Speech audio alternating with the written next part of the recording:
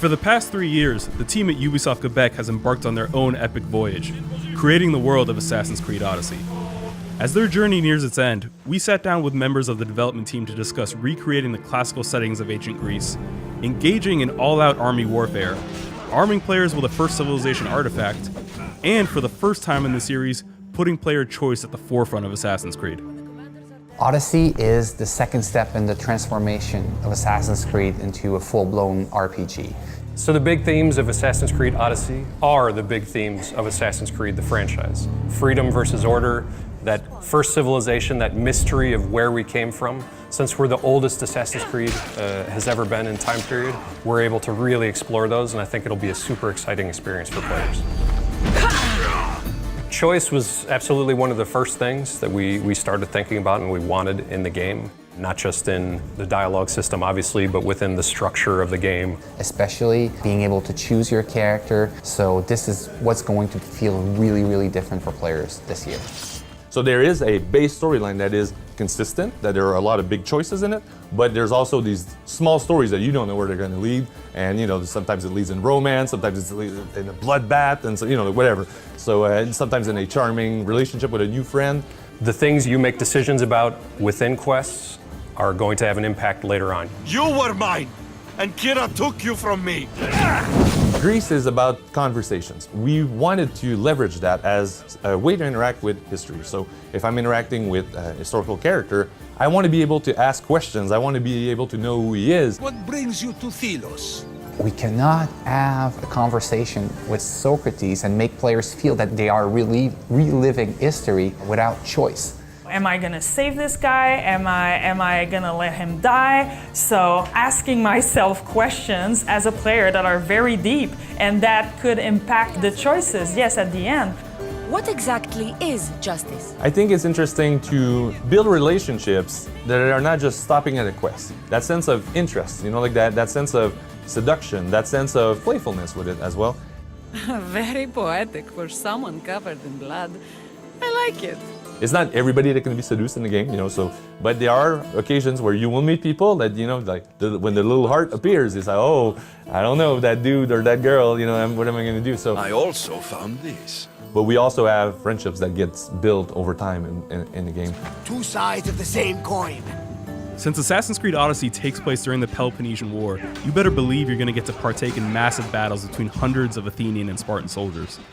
We knew we needed to recreate that and to give the player that opportunity to engage in these huge battles with hundreds of soldiers on each side. And you're going to use every ability you have, every ounce of strength and adrenaline that you can muster to face off against these huge battles.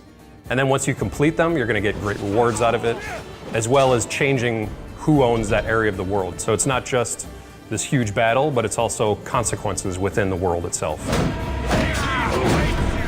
The special abilities are a way of expanding what abilities have always been, which is a way to more customize your playstyle. For us, we push it even farther because we use the broken spear of Leonidas as that access to even bigger and better abilities. So the spear of Leonidas is Leonidas' spear, obviously, but it's also a first civilization artifact. In the past, you've maybe had the Apple of Eden for a little bit. We give this to you for the entire game and you upgrade it, you make it better. You get to get more abilities because of it and because of its connection to you, which we're going to develop throughout the story.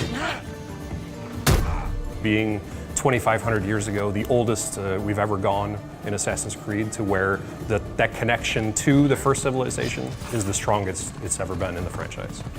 I think choosing the Peloponnesian War as a backdrop was an excellent choice. It's a crucial moment in history who deeply impact our civilization today. It's also an opposition between democracy and tyranny. Everything is interconnected in ancient Greece. Politics, religion, and social behavior, it's all connected. And at the same time, when you go visit Greece, none of it is still standing, or most of it is, not there. So you have to go do the research and bring that back alive. In fact, that's something we've learned throughout our research, that they find color pigment on statues and temples. So using that knowledge to our advantage, which was art direction blessing, kind of, because we could add colors on almost all man-made structures. So that's why if you play the game, you'll see there's tons of color on almost everything. We have an expert in the studio with the substance designer, which did an amazing job reproducing all those marbles, gold and trims, mosaic on the floor, fresco on the walls. That truly gives something, I don't know, unexpected about what Antiquity could have looked like that you don't even see in movies because I don't have the time to do it. When you think of Greece, what do you think first? It's probably the blue sky and the blue water. Well, for us, the water was like a main character. We wanted to have like the wave crashing on the shoreline with the volumetric foam also. Like that's probably the first within the Ubisoft game to have a volumetric foam. It's a good thing that foam is so detailed because you'll be making quite a bit of it as you stir things up in Odyssey's naval warfare. We're making the sea really alive by bringing back naval. We have sharks, whales. It's raw. It's up close. You can cleave ships in two, put other ships on fire. It brings that whole dynamic on the sea. Because we wanted the ship to be your home. It is your home base. It's where you meet Barnabas, who's your captain and your good friend. As you add people to the ship, you can recruit people from the world to join your ship and travel with you. I met this character, I helped him, I recruited him. Oh, he's there. Who has that? If you took a snapshot of your boat and showed your crew, I won't have the same crew as you. Nobody here will have the same crew. You're going to find them in quests. They're going to be people that you talk to and you can ask them to join you on your ship. And then the other way that you're going to get them is to recruit from your enemies, from mercenaries, from cool-looking characters that you might see in the world or people that have really good stats. Making it not just about, okay, here's a bunch of enemies in front of me, I need to wipe them all out. It was more of, okay, here's a bunch of guys. Ooh, that guy's really interesting. I'm going to go get him. And one of the things that I like the most about what we've done is that we really take a step back and put it in the hands of the player.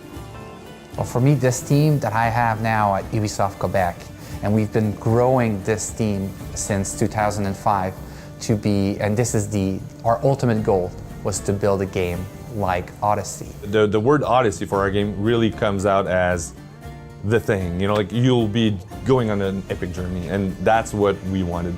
You from a mercenary to a Greek legend, you know, the Greek hero, that's what Assassin's Creed Odyssey is all about, so.